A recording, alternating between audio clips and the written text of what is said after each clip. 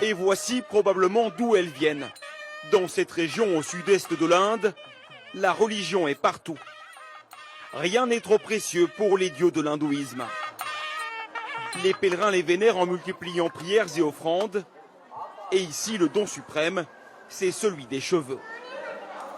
En signe de sacrifice et de gratitude, y compris pour les enfants. C'est la première fois que je donne mes cheveux. Et tu les donnes à qui? C'est pour les dieux. Il y a 2 mois, ma fille souffrait de la varicelle. Nous étions très inquiets et nous avons beaucoup prié en promettant que si elle guérissait, on viendrait au temple et on offrirait ses cheveux. Après le rasage, les cheveux les plus longs sont placés dans cette boîte à offrande. Personne ne sait où ça partira. C'est simplement un don au temple. Allez-y, mettez-le dans la boîte. Après, les temples vont vendre ces cheveux aux enchères, dans le plus grand secret. Les caméras sont interdites. Le prix dépend de la longueur des mèches, jusqu'à 350 € le kilo pour les plus longues.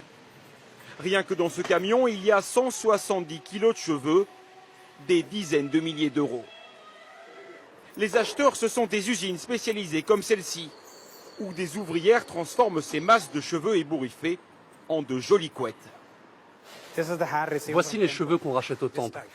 Ils ont cet aspect. Les ouvrières les trient par catégorie. Donc chaque mèche est démêlée et elles sont finalement attachées ensemble. Les cheveux sont lavés, relavés encore, et puis séchés.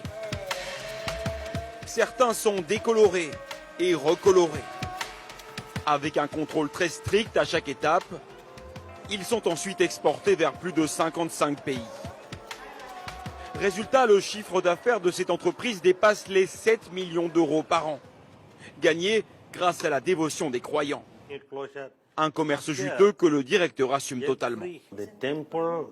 Les temples reçoivent les cheveux gratuitement des femmes.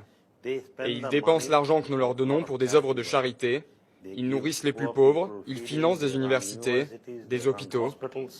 Le fait d'acheter ces cheveux est une bonne chose, car nous transformons des déchets en produits d'exportation. Imaginez, s'il n'y avait pas ce marché, le temple les jetterait. Dans les temples, pour avoir le droit de se faire raser la tête, les croyants doivent même payer un peu moins d'1 euro pour cette offrande. Ils n'ont aucune idée de ce qu'il adviendra de leur chevelure. Vous saviez que vos cheveux étaient revendus ensuite? Ah non, ça je ne le savais pas. Si mes cheveux sont vendus, ce n'est vraiment pas bien.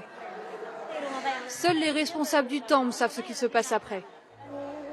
D'un geste de dévotion est né un business mondial. Dans quelques semaines, ces cheveux rejoindront